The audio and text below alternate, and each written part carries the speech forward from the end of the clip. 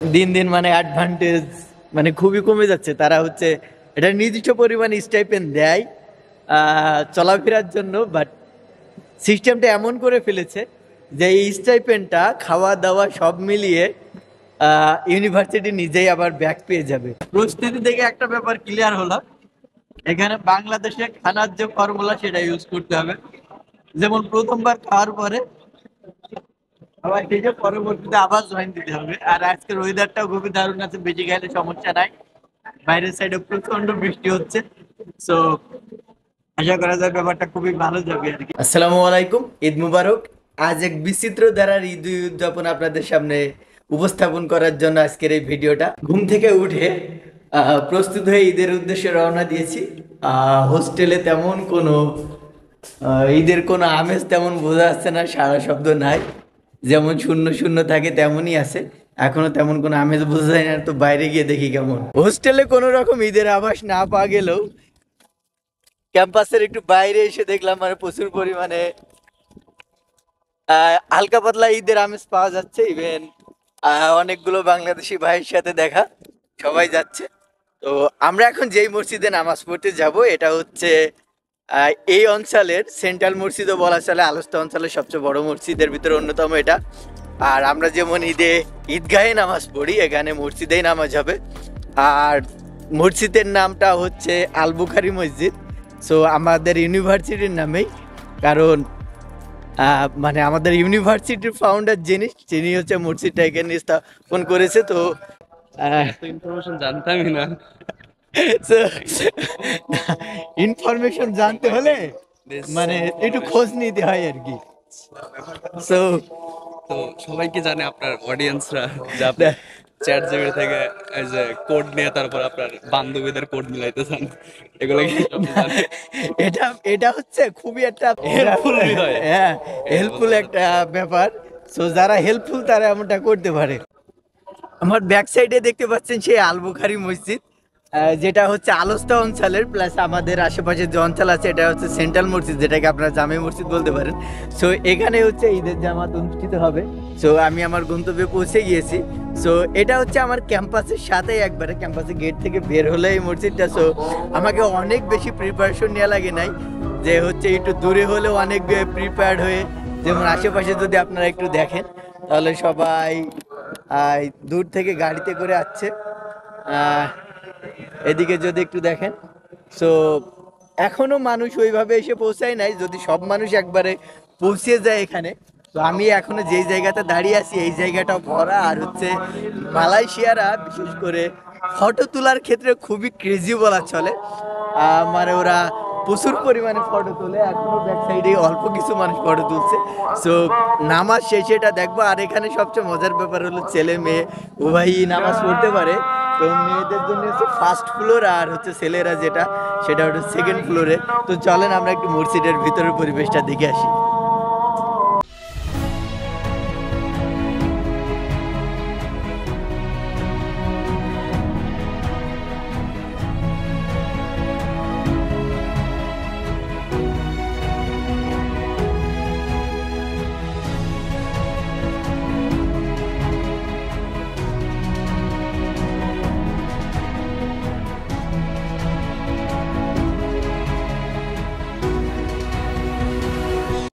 যেমনটা আপনাদেরকে বলছিলাম, আসলে ক্রেজি বলা উচিত না, এরা খুবই হচ্ছে ফটো প্রেমী, মানে ফটো খুবই তুলতে পছন্দ করে।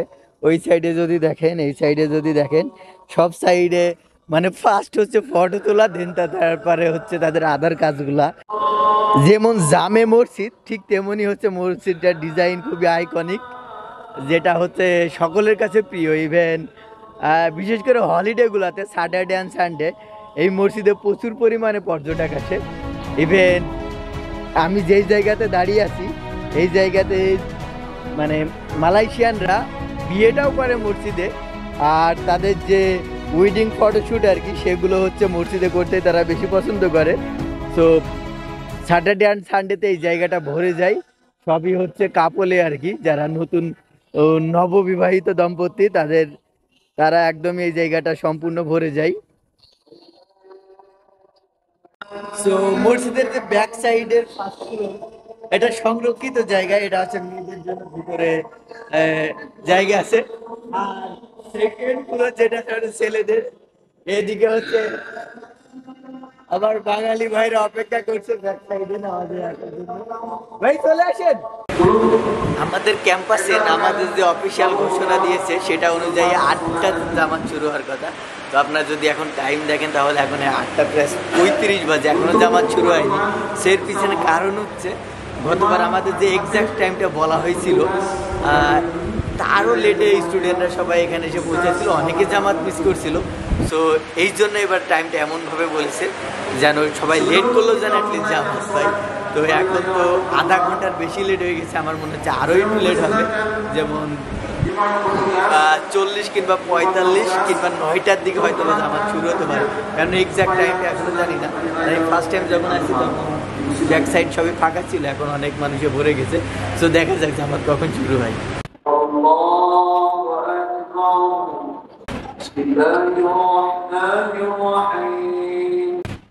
السلام عليكم ورحمة الله.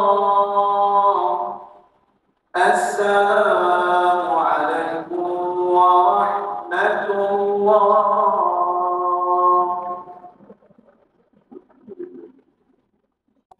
ঈদের সবচেয়ে গুরুত্বপূর্ণ যে কাজটা ঈদের সালাত আদায় করা, সেটা শেষ। এতক্ষণে হয়তো বা দেশে থাকলে ওই সামাজিক কাজে লেগে পড়তাম, যেমন সবচেয়ে নামাজের পরে সবচেয়ে গুরুত্বপূর্ণ যে কাজটা সেটা হচ্ছে কুরবানি করা। সো আমাদের নিজেদের কুরবানি করে আর কি, কিন্তু আমি আমাদের নিজেদের কুরবানির কোনো কাজে থাকি না অলওয়েজ। আমাদের একটা সামাজিক সংগঠন আছে যেটার মাধ্যমে হচ্ছে গ্রামে যারা কুরবানি করে তাদের কে কে কুরবানি করছে, কারা কারা কুরবানি করছে না, তাদের লিস্ট অনুযায়ী যে এই তিন ভাগের এক ভাগ যেটা হচ্ছে গরিব দুঃখীদের মাঝে বিতরণ করতে হয়, ওটা আমরা সব কালেক্ট করে সবার মাঝে আমরা বন্টন করে দেওয়ার চেষ্টা করি।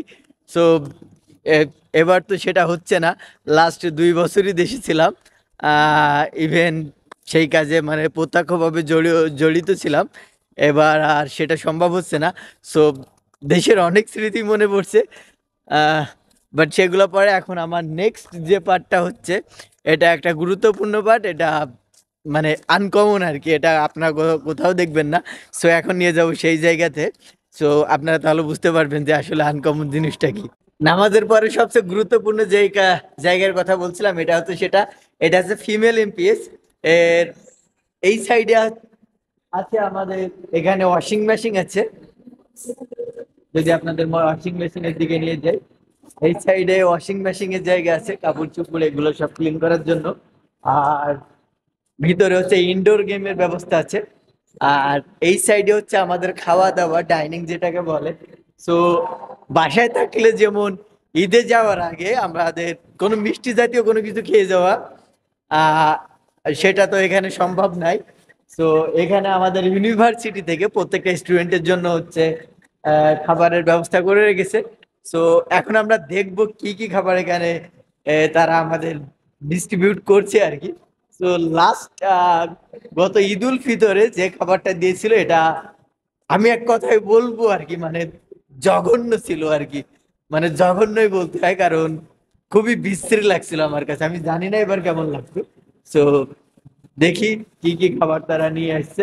সো ঈদ উল ফিতরে এই খাবারটা ডিস্ট্রিবিউট করার জন্য আমাদের হচ্ছে ইউনিভার্সিটি থেকে ভলেন্টিয়ার ছিল, ইউনিভার্সিটির স্টুডেন্ট। তো এইবার হচ্ছে মানে যাদেরকে দায়িত্ব দেওয়া হয়েছে তাদের ভিতর থেকেই মানে তারাই হচ্ছে খাবারগুলো নিয়ে আসছে। Could you please introduce the food, what is called in Malaysian language?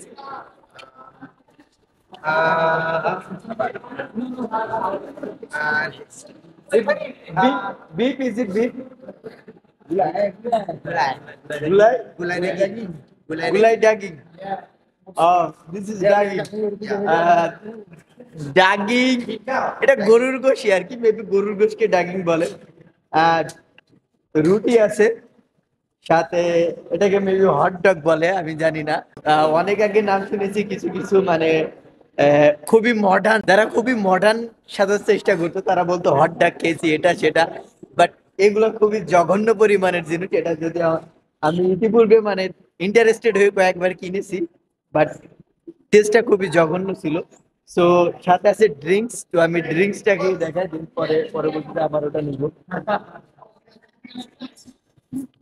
তো এটা অনেকটা মেবি কোল্ড কফির মতো হবে, আমি একটু টেস্ট করে দেখি।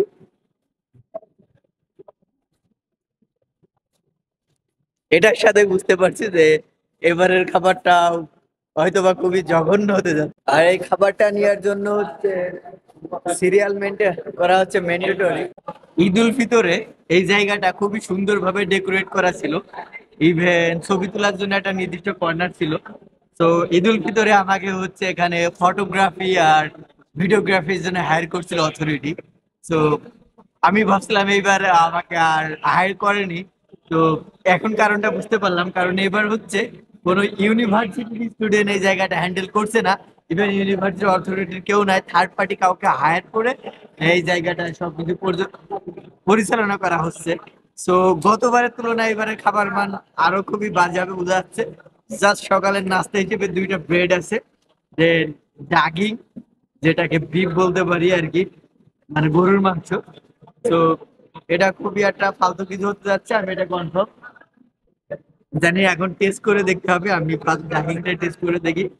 সাথে দিয়েছে 1 পিস হট ডগ, যেটা কি বলবো আর কি, যেটা আমার খুবই অপছন্দের একটা জিনিস। তো টেস্ট করে দেখা যেতে পারে। তো মালয়েশিয়ার ডাগিংটা আমার মোটামুটি পছন্দের আর কি। তো এই অনুযায়ী ডাগিংটা টেস্ট দারুণ লাগছে, এটা আমার ভালো লাগছে আর কি। বাট রুটি খুবই কম, হয়তো 12-2টা রুটি হলে ভালো হতো। প্রস্তুতি দেখে একটা ব্যাপার ক্লিয়ার হলো, এখানে বাংলাদেশে খানার যে ফর্মুলা সেটা ইউজ করতে হবে। যেমন প্রথমবার খাওয়ার পরে আবার ঠিক আছে, পরবর্তীতে আবার জয়েন দিতে হবে। আর আজকের ওয়েদারটাও খুবই দারুণ আছে, বেশি গেলে সমস্যা নাই। বাইরের সাইডে প্রচন্ড বৃষ্টি হচ্ছে। সো আশা করা যায় ব্যাপারটা খুবই ভালো যাবে আর কি। তো আমার সাথে আছে প্রেম ভাই। তো প্রেম ভাই খাবারটা কেমন?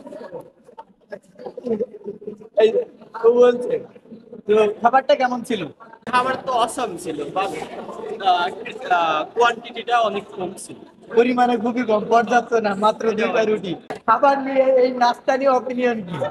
অ্যাকচুয়ালি আমি যখন নতুন আসছিলাম এই ভার্সিটিতে তখন নাস্তার অবস্থা খুবই ভালো ছিল এই দেশের সময় বিশেষ করে। কিন্তু রিসেন্টলি 2টা ঈদ ধরে তারা খাবারের মান আর খাবারের কোয়ান্টিটি মোটামুটি ভালো পরিমাণ ডিপ্লেট করে দিচ্ছে। মানে কমিয়ে দিচ্ছে আর কি। কমিয়ে দিচ্ছে। সুযোগ সুবিধা সব দিক থেকে। সুযোগ সুবিধা কমানো হচ্ছে কারণ স্টুডেন্টের সংখ্যা বেড়ে যাচ্ছে দিন দিন, তারা আর কুলিয়ে উঠতে পারতেছে না, যা বোঝা যাচ্ছে। ইভেন ইভেন গত ঈদের কথা মনে আছে, এই জায়গাটা খুব সুন্দরভাবে ডেকোরেট করা ছিল, ফটো কর্নার ছিল, অনেক ইভেন্ট ছিল। আর এখন শুধু খাবার, বাট খাবারের মানটাও খুবই বাজে। বাজে বলতে এখন স্টুডেন্টের সংখ্যা বাড়ার কারণে বাজেট টার্ন করতে। এখন কি মনে হচ্ছে, দুপুরের রাত্রের খাবারটা কি এটা যে পোষাবে, নাকি অন্য কোথাও ব্যবস্থা করতে যদি হবে? কম্পারেটিভলি চিন্তা করি যে রমজানে কিরকম গেছে, ওর থেকে নিম্নমানের হয়ে গেছে, আর দুপুরের খাবার রাতের খাবার নিম্নমানের হবে এটা ধারণাই করতে হবে। হ্যাঁ, এটা প্রথম নাস্তা থেকে সেটা ফিল করা যাচ্ছে। তো আজ ঘুম থেকে ওঠার পরে মানে যে ওয়েদার যেটা ছিল সেটা খুবই অনুকূল ছিল। ইভেন অন্যদিন গরমে ঘুম ভাঙে, আজ অনেক মানে ঠান্ডায় ঘুম ভাঙছে। ঈদের দিন, তো ঈদের দিন আল্লাহর রহমত বর্ষণ হয়, মানে বৃষ্টি হয়। সো এখনো বৃষ্টি হচ্ছে ব্যাক সাইডে। সো ভাবলাম দিনটা খুবই ভালো কাটবে, বাট খাবার দাবার যেটা এখন খুবই খারাপ লাগছে আর কি। যে বাসায় থাকলে হয়তো বা এইভাবে ঈদটা হতো না, আরো খুব দারুণ ভাবে ঈদটা হতো, খাবার দাবার সবকিছু মিলিয়ে। তো আপনাদের বলছিলাম এটা হচ্ছে ইনডোর গেমের ব্যবস্থা আছে এখানে। আহ, তো ইনডোর গেমের জন্য এটা, এখানে কোনো লাইটিং এর ব্যবস্থা আপাতত নাই, ব্যাডমিন্টন খেলাগুলো এর মাঝে হয়ে থাকে। সো ফার্স্ট টাইম আমি যখন ক্যাম্পাসে এসেছি, এই জায়গায় খেলাধুলো সবকিছু হচ্ছে ফ্রিতে করা যেত আর কি। সো এখন যদি কোনো টিম যদি এখানে খেলা করতে চায় তাহলে হচ্ছে যেমন আমাদের ব্যাক সাইডে ফুটবল ফিল্ড আছে, ওটা হচ্ছে এক এক ম্যাচ মানে 1 ঘন্টার জন্য, মেবি 1 ঘন্টার জন্য, কি মানে নির্দিষ্ট টাইমটা আমার মনে নাই, 30 রিঙ্গিত পে করা লাগে। এখানে পার পার্সন প্রত্যেকটা প্লেয়ারকে হচ্ছে 5 রিঙ্গিত পে করা লাগে এক একটা ম্যাচ খেলার জন্য।